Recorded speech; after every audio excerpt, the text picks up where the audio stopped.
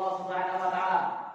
Ini orang tadi bertanya, amal apa yang paling dibenci oleh Allah Subhanahu wa taala? Qala Rasulullah menjawab, asyirku billahi, syirik kepada Allah Subhanahu wa taala.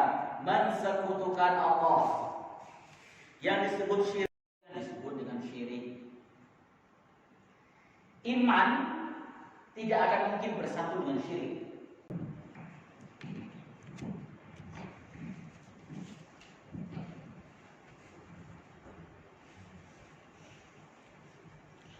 Assalamualaikum warahmatullahi wabarakatuh. Waalaikumsalam warahmatullahi wabarakatuh. Alhamdulillahi rabbil alamin wal aqibatu lil muttaqin wala udwana illa 'alal zalimin. Asyhadu an la ilaha illallah wahidul halim wa asyhadu anna Muhammadan 'abduhu wa rasuluhul karim. Allahumma fassalli wa sallim wa barik ala sayyidina Muhammadin wa ala alihi wa sahbihi wa man tabi'ahu ila yaumiddin. Amma ba'du fa ya ibadallah ittaqullah li'anna Allah ta'ala yaqulu fi kitabihil aziz wa huwa asdaqul qailin. Ya ayyuhalladzina amanu ittaqullaha haqqa tuqatih wa la tamutunna illa wa antum muslimun. فإن أحسن الحديث كتاب الله وخير الهدي هدي محمد وشر الأمور محدثاتها وكل محدثات بدعة وكل بدعة ضلالة وكل ضلالة في النار. Alhamdulillah, syukur tak terhingga mari kita senantiasa panjatkan kehadirat Allah Subhanahu wa taala atas limpah nikmat yang diberikan kepada kita semua sehingga kita bisa melaksanakan ibadah sholat subuh berjamaah disambung dengan berhalaqah sejenak dalam rangka membahas agamanya Allah Subhanahu wa taala. Mudah-mudahan kehadiran kita di masjid ini mendapat ridha dari Allah Subhanahu wa taala, diampuni dosa-dosa kita, dikucurkan rahmat kepada kita dan diberikan ketenangan kepada kita. Salawat salam semoga senantiasa tercurah atas nabinya Rasulullah Muhammad sallallahu alaihi wasallam beserta seluruh keluarga beliau, sahabat, kerabat dan pengikutnya serta kita semuanya insyaallah istiqamah konsisten dalam menjalankan dan mengerjakan sunnah-sunnahnya hingga akhir zaman nanti. Jamaah yang dimuliakan oleh Allah Subhanahu wa taala, kita akan kembali membahas kitab Tanbihul Ghafilin masih pada babul amri bil ma'ruf wa nahyi 'anil munkar pada hadis yang ke-92. Bismillahirrahmanirrahim. Qala al-muallif rahimahullahu ta'ala wa nafa'na bihi wa bi'ulumihi fid dharain. Amin. Rabbana shrah lana sudurana wa yassir lana umurana wa hlul 'uqdatam min alsinatina yafqahu aqwalana. Rabbana zalamna anfusana wa illam taghfir lana wa tarhamna lanakunanna minal khasirin. Allahumma akhrijna min dhulumatil wahmi waftah 'alaina bi ma'rifatil ilmi wa hassin akhlaqana bil hilmi wasahil lana bi fadlik wa ansur 'alaina min khazani rahmatik warhamna fa innaka khairur rahimin wansurna fa innaka khairun nasirin warzuqna fa innaka khairur raziqin. Bismillahirrahmanirrahim. Rawa Sa'id an Qatadah. Sa'id meriwayatkan dari Qatadah, qala beliau berkata, dzukira lana anna rajulan atan nabiyya sallallahu alaihi wasallam wa huwa yawma idzin bi Makkah. Dituturkan kepada kami sesungguhnya ada seseorang yang datang kepada Nabi Muhammad sallallahu alaihi wasallam sementara beliau pada waktu itu masih di Mekah. Jadi Rasulullah masih di Mekah, masih awal-awal menerima wahyu. Dituturkan ada seseorang, dalam riwayat lain orang ini adalah orang Badui. Orang Badui itu orang Arabi, orang kampung. Qala kemudian beliau berkata, anta tas'amu annaka Rasulullah, kamu mengaku sesungguhnya kamu adalah Rasulullah? Qala Nabi menjawab, na'am, iya betul. Qala kemudian orang tadi bertanya lagi, fa ayyul a'mali ahabbu ilallahi ta'ala, maka amal apa yang paling dicintai oleh Allah Subhanahu wa taala? Ini pertanyaan dalam rangka ngetes apakah betul ya pengakuan orang tersebut yakni Rasulullah itu betul. Nabi itu kan memproklamirkan dirinya sesungguhnya beliau adalah utusan Allah.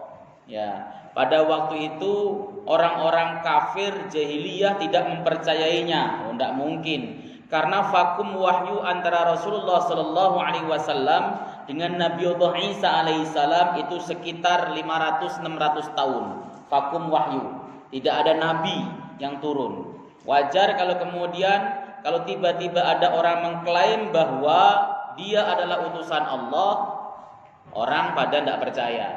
Nah, orang ini datang ingin membuktikan betul tidak bahwa ini adalah utusan Allah Subhanahu wa taala. Ditanya, amaliyah apa yang paling dicintai oleh Allah Subhanahu wa taala? Faqala, maka Rasulullah menjawab, al-imanu billahi, yaitu iman kepada Allah. Jadi amaliyah yang paling dicintai Allah itu adalah iman kepada Allah, tauhid. Sebab ini merupakan syarat mutlak seseorang jika dia ingin mendapatkan surganya Allah Subhanahu wa taala. Tauhid. Tauhidnya harus benar, tauhidnya harus mantap, akidahnya harus lurus, tidak boleh belok, tidak boleh tercampur dengan kemusyrikan. Begitu, tidak boleh tercampur dengan kesyirikan. Nah, iman ini adalah bentuk kepercayaan terhadap apa yang disampaikan oleh Allah melalui Rasulullah Sallallahu Alaihi Wasallam. Bukti daripada iman harus mencintai apapun yang disampaikan oleh Allah dan Rasulnya. Kalau kita mengaku beriman, harus mencintai seluruh syariat yang disampaikan oleh Rasulullah Sallallahu Alaihi Wasallam tanpa terkecuali. Harus cinta. Kalau enggak cinta, imannya dipertanyakan. Makanya di dalam Quran ada ayat yang berbunyi, "Fala wa rabbika la yu'minuna hatta yuhaqqimuka fima shajara bainahum."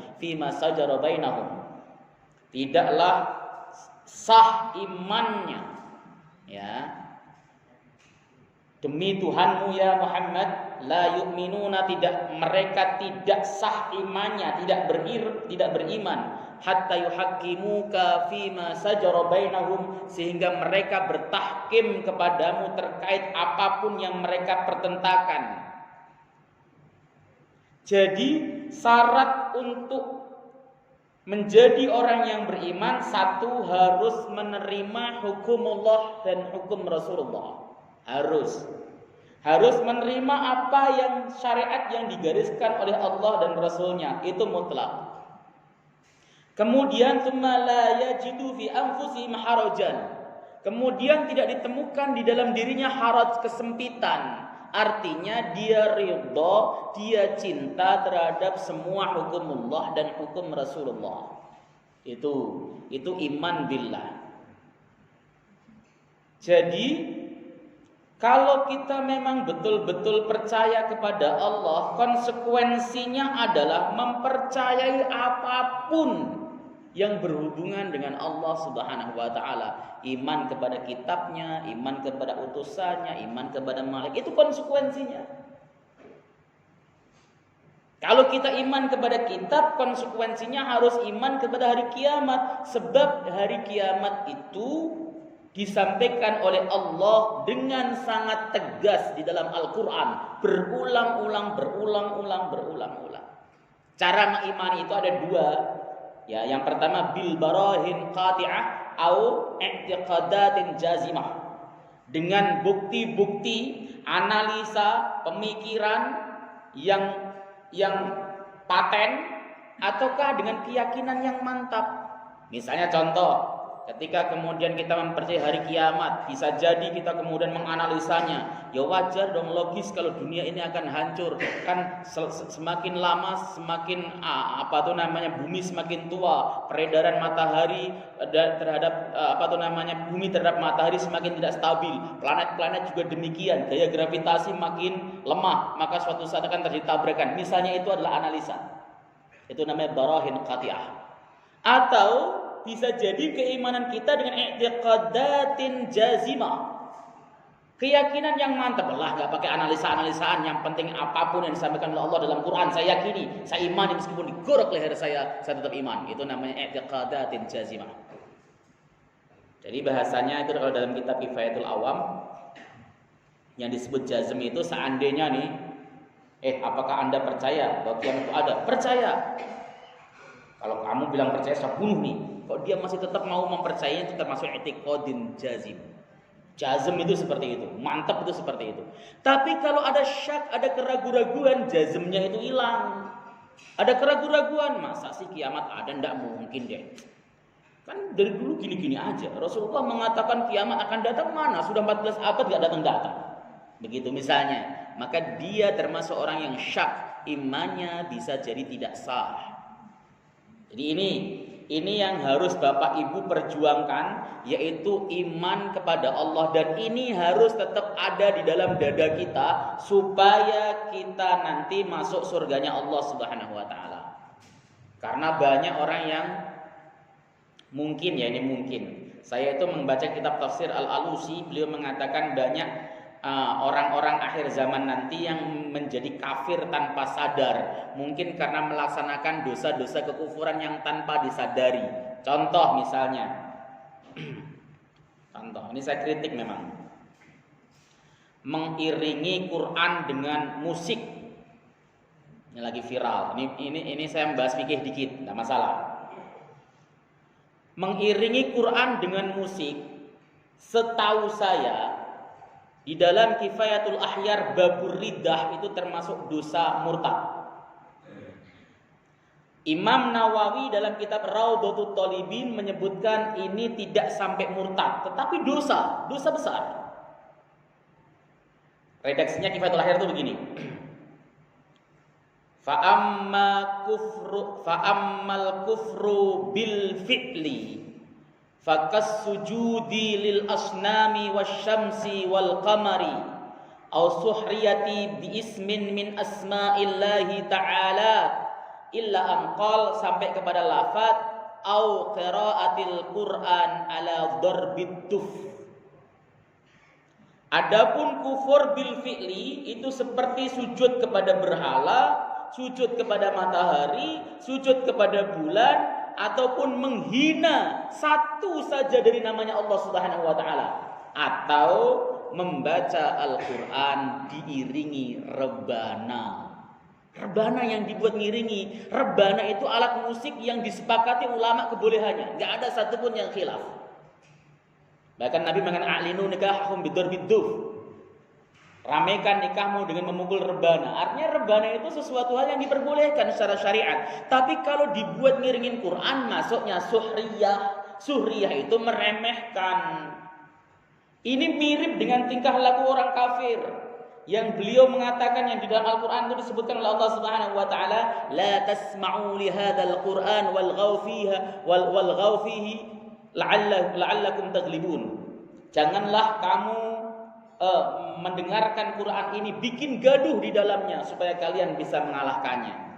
Nah, ini kalau kemudian kita dengan keyakinan atau mengatakan wah ini boleh mutlak misalnya, atau kita tahu itu dikatakan ulama sebagai bentuk kekafiran, minimal dosa, lalu kemudian kita halalkan, itu berbahaya dalam i'tiqad. Tapi kalau tidak tahu ya tidak langsung menjadi kafir. Jadi kalau tidak tahu kemudian wah ini orangnya kafir, tidak bisa. Itu kafir muayyan itu harus hati-hati. Tidak bisa kita mengkafirkan orang secara muayyan, apalagi kalau kemudian orangnya belum ngaji. Lu dia orang alim ustaz, mungkin belum nemu. Masa sih belum nemu ustaz? Mungkin lupa, macam-macam pokoknya alasan kita. Jadi tidak boleh mengkafirkan secara sembarangan. Tapi dosa yang semacam ini berpotensi menjadi kafir menurut Imam Al-Taqiyuddin Al-Hisni di dalam Kifayatul Ahyar. Inilah kenapa mati membawa iman itu sulit, berat. Mati membawa iman itu sulit.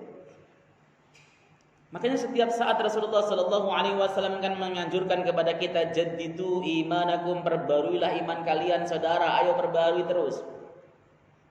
Kalau para sahabat bertanya, wa kaifa nujaddidu imanana ya Rasulullah, bagaimana kami memperbarui iman kami ya Rasulullah? Qala, Rasul menjawab, biqauli la ilaha illallah, dengan ucapan la ilaha illallah. Perbarui iman kita setiap saat, setiap waktu dengan membaca la ilaha illallah. Maka dulu guru-guru kita, guru saya di pesantren, semuanya.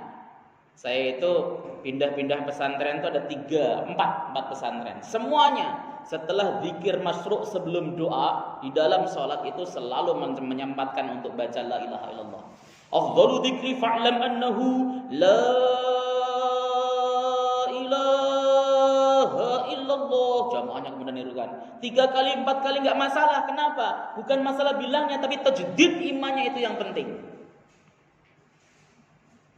Kalau Allah yarhamu, guru saya Pak Haji Rais Yahya mengatakan bahwa tujuannya adalah siapa tahu kita tidak sengaja telah membuat Allah murka. Sebab ghadabnya Allah itu sebab kita melanggar aturannya yang berpotensi menjadi dosa kita itu dosa syirik. Allah insya Allah melebur dengan kalimat la ilaha illallah.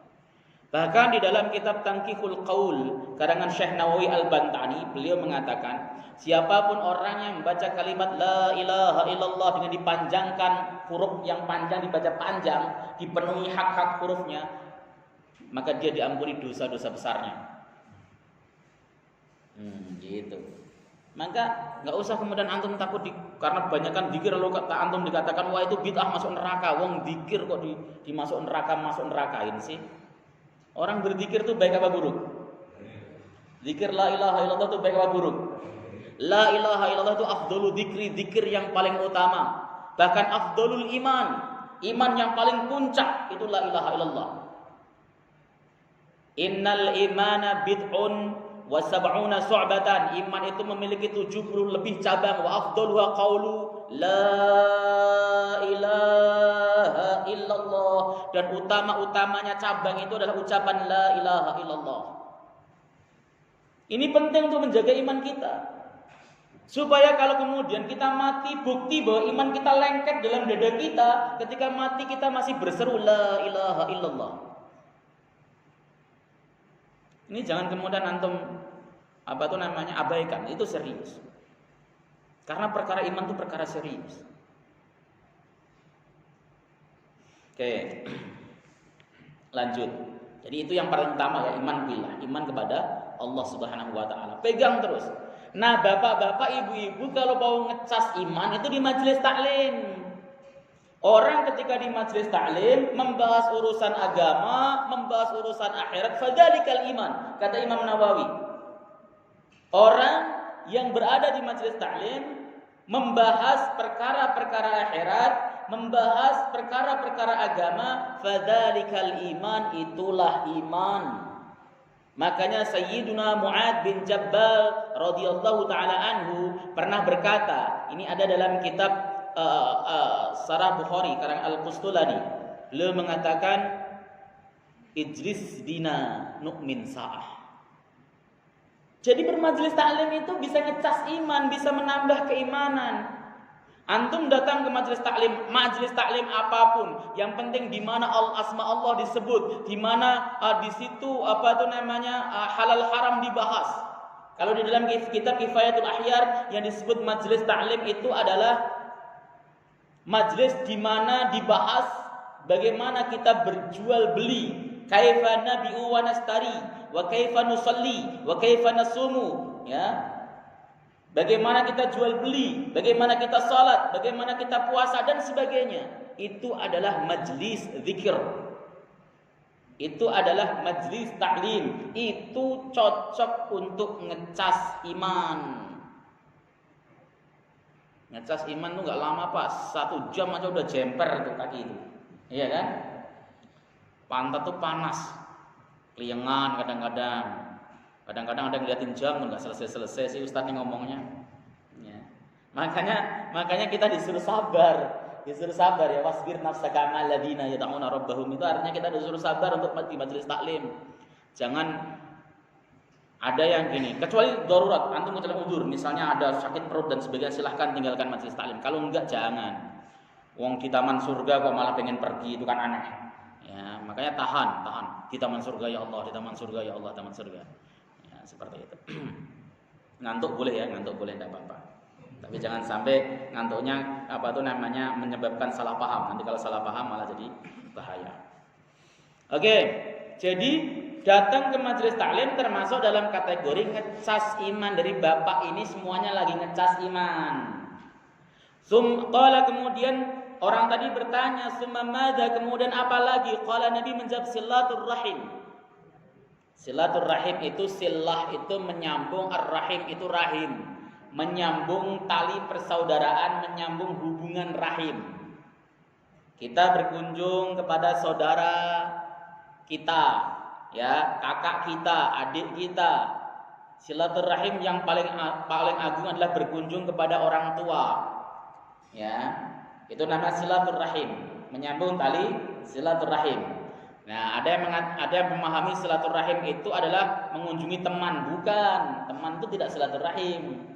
Pak Ustadz, saya datang ke sini niatnya pertama silaturrahim. Batin saya ini saudara, bukan, kakak bukan, silaturahim. Namanya ziarah. Ziarah itu berkunjung. Saya bermaksud untuk menziarahi Anda. Tapi biasanya kalau orang Indonesia ngomong ziarah dianggap sudah mati, kurang ajar. Kamu nyumpahin saya mati ya, bukan? Pak, maaf, saya besok rencana mau ziarah ke rumah Bapak. Kurang ajar kamu. Nyumpahin saya mati, padahal maksudnya berkunjung. Silaturahim itu harus kaitannya dengan saudara. Silaturahim itu amaliyah yang luar biasa, karena siapapun yang memutuskan silaturahim dihukumi fasik.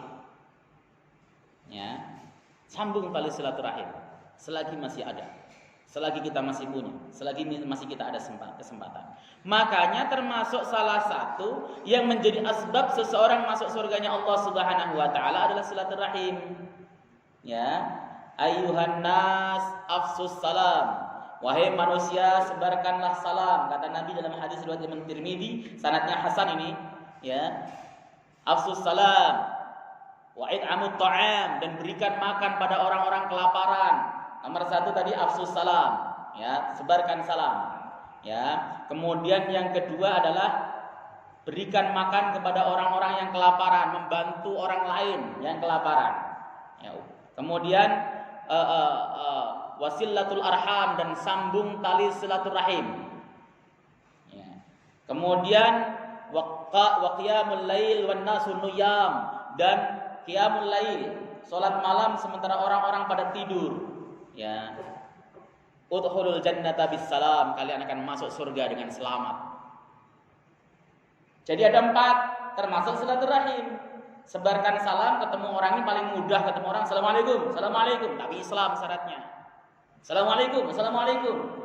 Mungkin kalau pertama-tama kita mungkin dianggap lebay amat sih, orang salam terus gitu kan. Padahal itu maksudnya dia pengen menggiarkan syariat Islam. Tapi begitu ngomong ke teman-temannya assalamualaikum, kita lebih enak ngomong halo, hey apa kabar? Gitu daripada assalamualaikum. Aneh orang zaman sekarang itu megang agama aja seperti asing, ya. Saya itu senang kalau pas lagi diboncengin seseorang, setiap ketemu orang, Assalamualaikum, wah keren banget itu asli. Assalamualaikum Pak, waalaikumsalam. Assalamualaikum Pak, waalaikumsalam. Kita mah kadang-kadang muslimnya bodoh amat. Kemudian yang kedua itu tadi adalah memberikan makan, banyak sedekah, sumbangan kepada orang-orang yang nggak mampu, pada tetangga. Perhatikan tetangga, ada yang kelaparan tidak, ada yang putus sekolah tidak, itu penting. Kalau memang dirasa bantuan secara mandiri itu kurang greget, berjamaah, artinya kumpulin secara berjamaah. 10.000, 20.000. Kalau kemudian kita sendiri ngasihnya itu nggak signifikan. Tapi kalau 10.000 kok 20 orang atau 30 orang itu luar biasa, bisa membantu. Nah seperti itu. Saya itu dulu waktu di Masjid Darussalam, Pulau Mas dulu, pernah menggagas program itu berawal dari kajian subuh begini. Saya selesai ngaji tafsir, kita membahas bagaimana cara kita untuk melawan kristenisasi asalnya. Orang-orang Kristen itu kan di dalam mengkafirkan atau memurtadkan anak-anak kita caranya banyak, dengan ngasih tas, ngasih ongkos uang jajan, ngasih duit untuk sekolah dan sebagainya, banyak sekali cara. Bahkan diajak wisata ke puncak, ke Bandung dan sebagainya gratis. Ancol gratis gitu. Kita bagaimana caranya itu anak-anak kita harus kita selamatkan. Akhirnya kemudian kita punya ide untuk mencoba menggalang kekuatan orang Islam, kan besar tuh. Ya, nanti dengan uang tersebut kita bisa melakukan banyak hal untuk anak Islam kita. Ya, asalnya kita bikin kartu bulanan kayak SPP gitu, namanya kartu infak untuk yatim, duafa dan kemajuan Islam. Satu orang, satu keluarga kita plot 20.000 setiap keluarga. Pertama saya masuk ke keluarga-keluarga karena untuk masuk kan mereka perlu dikasih pengertian. Setiap satu malam tuh saya dapat 5 orang yang saya masuki dan mereka rata setuju Ustaz, saya siap. Setuju Ustaz, saya siap. Dapat anggota 300 orang. Nah, akhirnya kemudian setelah 300 saya tunjuk 1-2 orang untuk jadi penagihnya karena sedekah itu harus diambil aktif kita. Kalau enggak mereka lupa. Kita harus ketuk pintu mereka dan kita kasih bayaran untuk orang ini karena dia meluangkan waktu. Kadang sampai bisa 5 hari, 6 hari untuk keliling doang begitu. Nah, langsung setelah terkumpul ternyata di luar dugaan saya. Yang di situ saya tulis 10.000, 20.000 misalnya 20.000, itu yang ngasih kebanyakan minimal tuh 50.000, ada yang 100.000, 200.000 per bulan. Ya. Dampaknya signifikan. Anak-anak yang nggak mampu di sekeliling kita cari, kita identifikasi satu persatu, kita datangi rumahnya sebagai bentuk klarifikasi atau kita minta data, kemudian kita datangi rumahnya satu-satu. Masalahnya apa? Uang SPP belum terbayarkan. Kita datangi ke sekolahnya, nggak kita kasih duit. Kita datangi ke sekolahnya, ya kita temui gurunya, kita ngomong face to face anak kita selamatkan, kita tawar. Misalnya tunggakannya 1 juta, kita tawar. Sekolah membantu berapa? Biar sisanya kami. Gitu kan. Akhirnya alhamdulillah sampai bisa ngajak jalan-jalan anak itu ke Taman Safari Bogor. Sampai bisa ngajak kemana-mana pokoknya dengan duit kekuatan berjamaah. Padahal nggak gede, tapi setiap bulan itu ada yang nagihnya. Ini yang kayak gini, ini potensi besar umat Islam yang tidak termanfaatkan. Kita yang harus aktif. Kenapa? Kalau kemudian ada tetangga kita murtad, itu bukan salah dia, kadang-kadang salah kita. Suatu ketika ada seseorang murtad. Saya tanya, "Loh, kenapa Anda murtad? Bukankah Anda itu tahu bahwa agama sana akidahnya rapuh?" "Tahu Ustaz saya." "Kenapa Anda murtad?" Dia nangis sambil berkata, "Ketika saya dalam keadaan rapuh, di mana saudara-saudara muslim saya? Tatkala saya tidak dapat pekerjaan, nyari pekerjaan ke sana kemari, di mana saudara muslim saya? Saat saya dalam keadaan butuh uang luar biasa, di mana saudara muslim saya? Yang datang justru mereka, orang-orang Nasrani, datang dikasih bantuan, diajak dielus-elus, murtad beneran jadi. Mereka sudah tidak mikir lagi apakah nanti surga atau neraka, yang penting hidup saya selamat. Siapa yang salah? Kita kaum muslimin, saudara. Ini yang harus kemudian kita galang kuat-kuat. Maka it'amu ta'am itu penting. Ya. Apalagi di sini banyak orang-orang kaya lah, kecil kalau menurut saya mah, galang dana, datangi satu-satu, diketuk pintunya. Sepelit-pelitnya orang untuk urusan dakwah itu 50.000 keluar, 20.000 lah keluar, sepelit-pelitnya. Enggak usah didoain, naudzubillah 20.000. Itu udah mending. 20.000 yang dikeluarkan oleh orang pelit itu lebih bagus dibanding dengan 100.000 orang dermawan. Orang dermawan kok 100.000. Orang pelit ngeluarin 20.000 itu mikirnya udah 100 kali tuh. 20.000. Cilok 4 bungkus nih, Masya Allah. Iya kan? Mikir mau dikasih, ntar gimana kalau ada orang jualan es lewat, padahal duitnya banyak, tapi mau ngasih 10.000, 20.000, mikirnya luar biasa. Maka ketika orang yang terkenal pelit nyodorin 10.000, 20.000, terima dengan alhamdulillah. Alhamdulillah, jazakumullah khairan jazak. Doakan yang panjang, yang lebar, biar tersentuh hatinya. Jangan kemudian, Pak, orang kaya juga harta nggak dibawa mati, masa cuma 20.000? Wah, besok nggak mau sedekah, bener dia. Nah, caranya begitu. Bismillahirrahmanirrahim. Yang ketiga, sambung silaturahim. Silaturahim disambung. Wah, saya mau berkunjung ke paman saya, tujuan saya apa ya? Nggak ada urusan, urusannya cuma silaturahim. Kalau nggak bawa apa-apa nggak enak ya. Bawa apa-apa itu termasuk dari bagian yang disunahkan skop lain. Nama tahabu, saling memberikan hadiahlah kalian, maka kalian akan saling mencintai. Begitu. Makanya berkunjung ke saudaranya, bawa tentengan. Nanti saudaranya pasti akan berkunjung juga, bawa tentengan juga. Caranya begitu. Jangan berkunjungnya kalau mau nganggap utang doang, Masya Allah. Nah, tumben-tumbenan setahun 2 tahun nggak datang ke rumah pasti curiga nih, ada apa-apa nih pasti nih. ada apa-apa bener kan ngomongin utang seperti itu. Summa qala, kemudian itu tadi yang ketiga ya, silaturahim. Yang keempat tadi adalah qiyamul lail. Summa qala, kemudian orang tadi berkata summa madza, kemudian apa lagi ya Rasul? Qala, Rasul menjawab al-amru bil ma'rufi wan nahyu 'anil munkar. Amar ma'ruf dan nahi munkar. Qala, kemudian orang tersebut bertanya lagi, fa ayyul a'mali abghadu ila Allah subhanahu wa ta'ala, amal apa yang paling dibenci oleh Allah subhanahu wa ta'ala? Ini orang tadi bertanya, amal apa yang paling dibenci oleh Allah subhanahu wa ta'ala? Qala, Rasulullah menjawab, asyirku billahi, syirik kepada Allah subhanahu wa ta'ala, mensekutukan Allah. Yang disebut syirik itu percaya bahwa Allah itu ada, tapi dia tidak percaya kalau Allah bisa mengabulkan permintaan kalau tidak melalui Tuhan lain. Makanya Hubal, Uzza, Lata, Manata itu semua adalah berhala-berhala yang disembah, diagungkan sebagai Tuhan, Tuhan-Tuhan kecil, untuk kemudian memintakan atau mengabulkan permohonannya kepada Allah. Itu yang disebut dengan syirik. Iman tidak akan mungkin bersatu dengan syirik. Di dalam hati kalau ada kemusyrikan, ada syirik, maka iman tidak akan pernah masuk. Maka Allah mengatakan alladzina amanu wa lam yalbisu imanahum bidzulmin ulaika lahumul amnu wa hum muhtadun.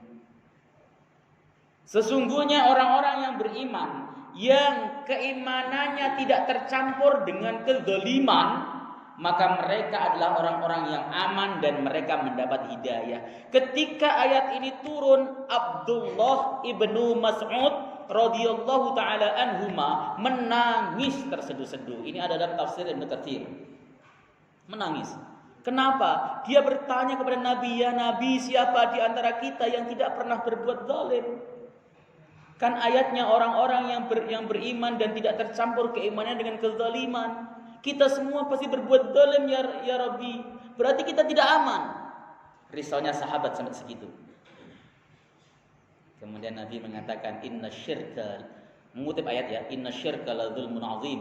Sesungguhnya syirik itulah kezaliman yang besar. Jadi yang dimaksud dengan kata al-dzulmin tersebut adalah asyirk, syirik. Siapapun orangnya yang beriman dan imannya tidak tercampur dengan kesyirikan, maka dia mendapat rasa aman dunia akhirat. Dunia akhirat. Enggak tercampur dengan kesyirikan. Salah satunya menekadkan bahwa ada sesuatu yang bisa memberikan athar. Misalnya api pasti membakar. Pisau pasti bisa memotong.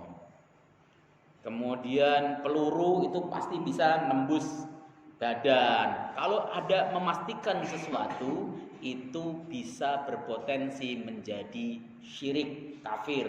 Lihat kitab Kharidatul Bahiyah karangan Syekh Ahmad Ad-Dardiri. Kenapa? Karena ada kalanya api itu tidak bisa membakar. Nabi Ibrahim, orang apa? Kayu yang dipakai untuk menimbun beliau dan dibakar. Tidak kebakar, buktinya bahwa api itu tidak memberikan athar untuk membakar. Pisau yang tajam sekalipun, ya, apakah memiliki athar untuk memotong? Tidak, buktinya Nabi Ismail sampai digorok berkali-kali nggak putus-putus lehernya, ya. Maka jangan heran ini dulu cerita sih, saya cerita, percaya enggak silahkan, ya enggak percaya enggak apa-apa. Mbah saya itu dulu waktu zaman Belanda itu pernah berantem single ya sama tentara Nippon. Ya mereka pakai belati begitu, ditusuk bajunya sampai robek-robek enggak berdarah. Wah itu sihir, ya belum tentu, ente jangan main sihir-sihir aja. Allah Subhanahu Wa Taala kalau menghendaki ya bisa-bisa saja. Berarti siapa yang memberikan athar? Allah semuanya yang memberikan athar. Makan itu tidak memiliki athar terhadap kenyang, enggak. Wah, kalau makan pasti kenyang. Enggak boleh menekatkan begitu. Makan itu ya, itu hukum addinya itu menyebabkan orang kenyang, menjadikan kenyang. Hukum addi itu sah khilafnya. Ada orang yang makan terus dia nggak kenyang-kenyang. Ada. Saya itu pernah ada orang kesurupan itu makan sampai 3 bakul nggak kenyang-kenyang, makan terus. Padahal normalnya orang itu kan 1 bakul kenyang. Lah 3 bakul perutnya juga nggak gendut. Lah kemana itu nasi?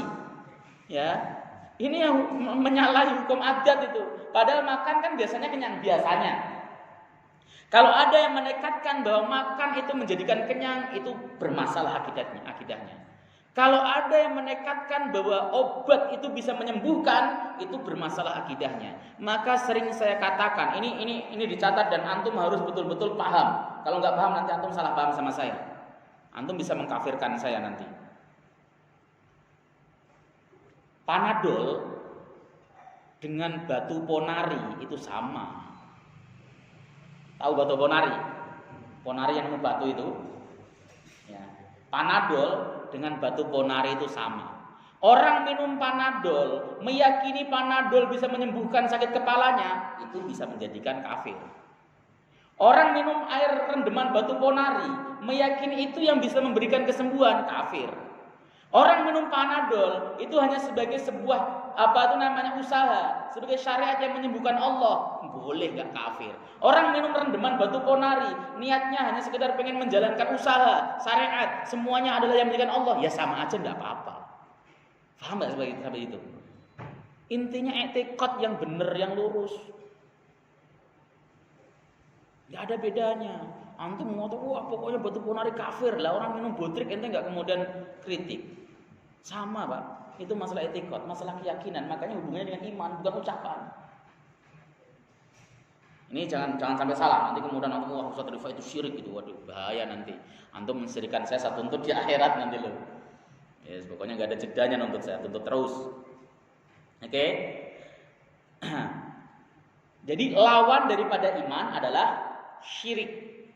Keimanan tidak akan pernah masuk ke dalam diri manusia, dalam hati kita, kalau kemudian ada bercokol kesyirikan. Tidak bisa bercampur, tidak boleh. Nah, kemudian apalagi?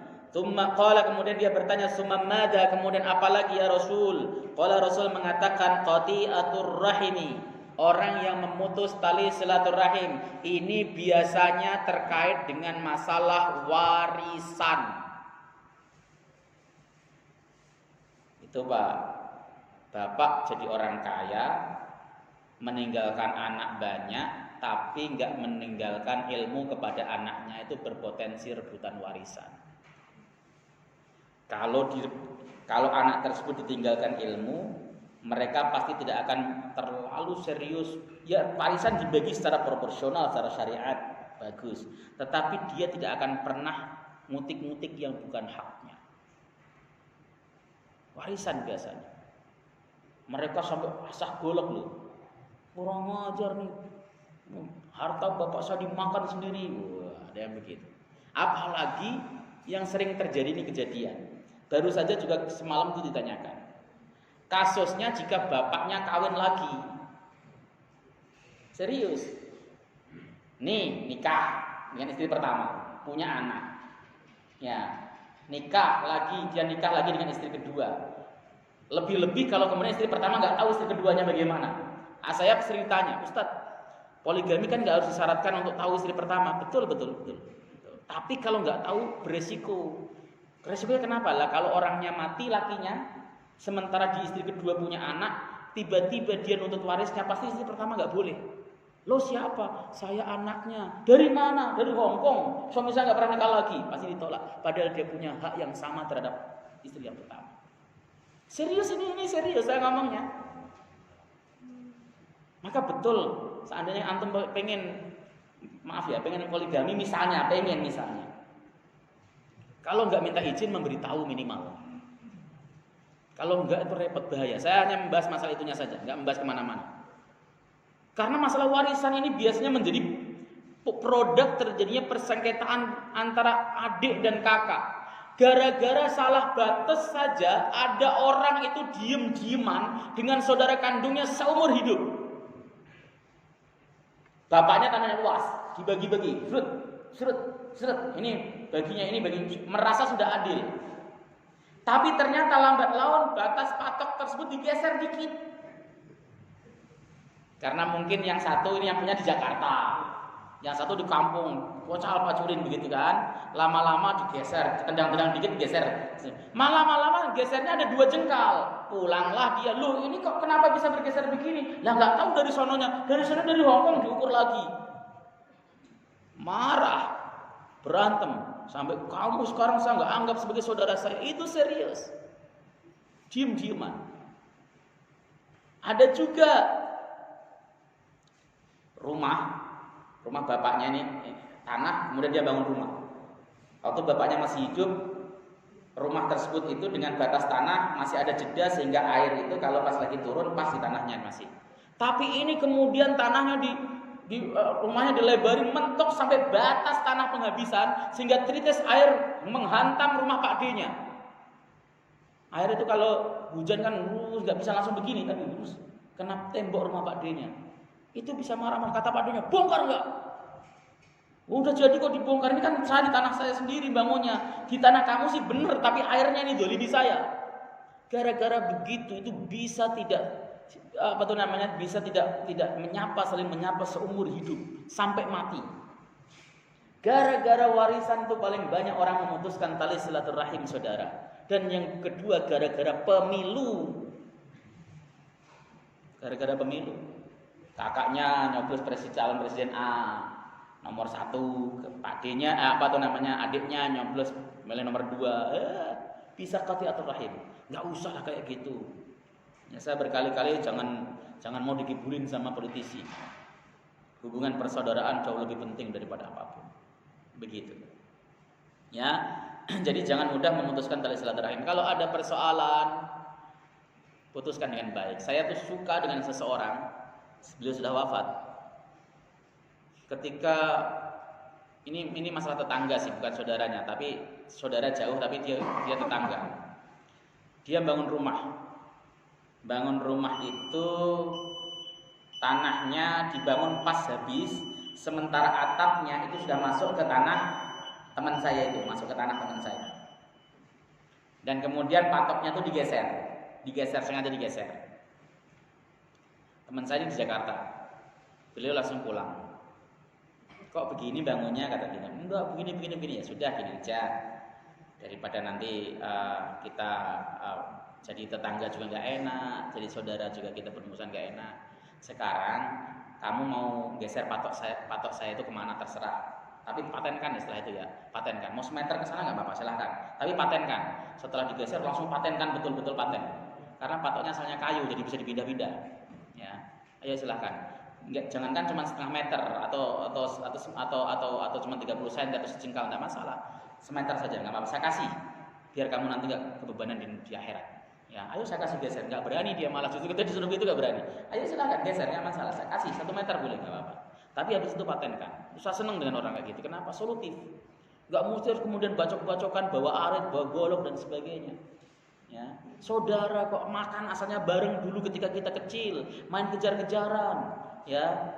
Kemudian kalau kecil kadang-kadang kakak kita gendong kita, kalau kita dijitak sama orang, kakak kita yang marah-marah, tiba-tiba ketika sudah pada dewasa saling pelotot-pelototan gara-gara warisan. Maka bekali anak dengan agama sehingga anak akan berkata, saya tidak mengharapkan warisan dari orang tua saya, tapi saya akan berusaha untuk mandiri di atas kaki saya. Itu keren itu.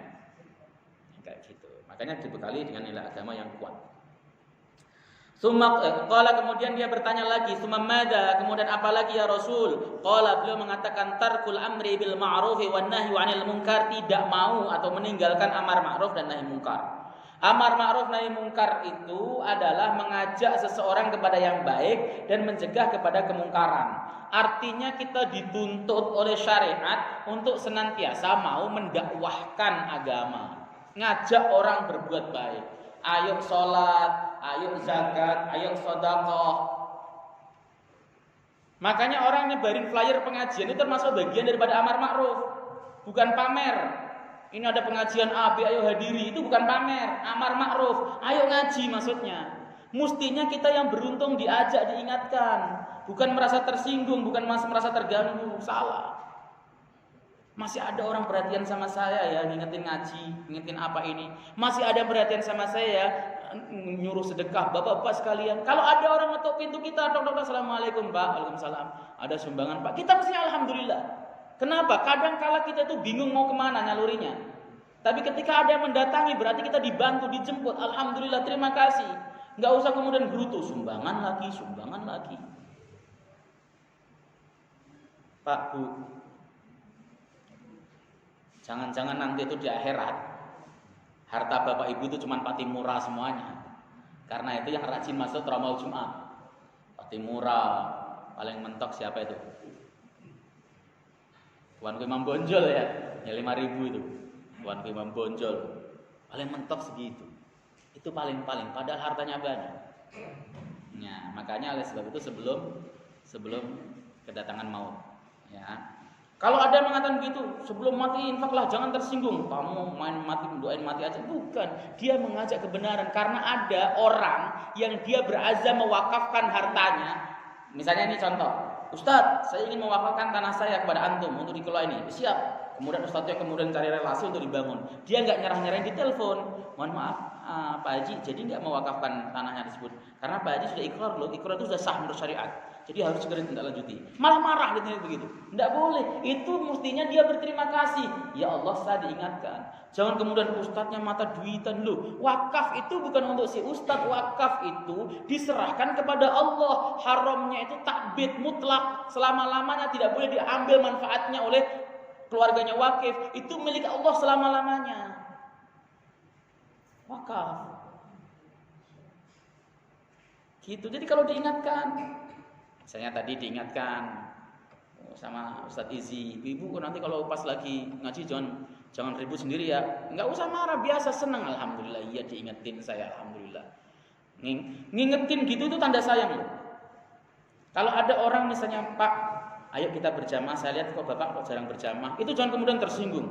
Lo tahu apa sih urusan gua, misalnya gitu kan. Meskipun kita sebenarnya juga memang sibuk, ada banyak urusan, tapi nggak usah begitu, aturkan aja, terima kasih. Insya Allah saya akan kembali lagi aktif dan sebagainya. Terima kasih. Kenapa mengingatkan itu? Tandanya sayang, tandanya dia itu menghalangi bapak untuk menerobos neraka. Dia oh jangan masuk neraka, ayo kita kembali ke surga. Seperti itu. Nah, amar ma'ruf ini, orang yang rajin amar ma'ruf itu kuncinya adalah, indikasinya adalah dia tidak disukai sama orang lain. Orang yang berani amar ma'ruf itu biasanya nggak terlalu disukai sama orang lain. Kenapa? Asem tenan itu, ngomongnya keras banget. Wah, tersinggung saya. Biasa. Amar ma'ruf ya harus begitu. Terkadang harus keras, terkadang harus lunak. Makanya di dalam kalam salaf ini Imam Sufyan Tsauri berkata, sebentar, ini biar pas masuk waktu isyraqnya. Idza ra'aital qari'a muhibban fi jiranihi wa mahmudan inda ikhwanihi fa'lam annahu mudahin. Atau muhbaban ya.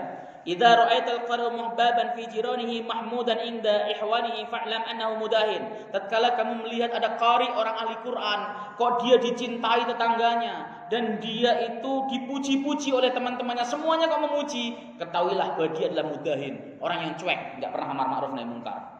Saya senang sama ustadz ini, kenapa? Enggak pernah musik-musik tetangga, enggak pernah nyinggung-nyinggung tetangga, ngomongannya lurus terus, masalah pahala mulu gitu kan. Enggak pernah masalah amar ma'ruf, nyentil kanan nyentil kiri, enggak pernah. Itu enggak boleh.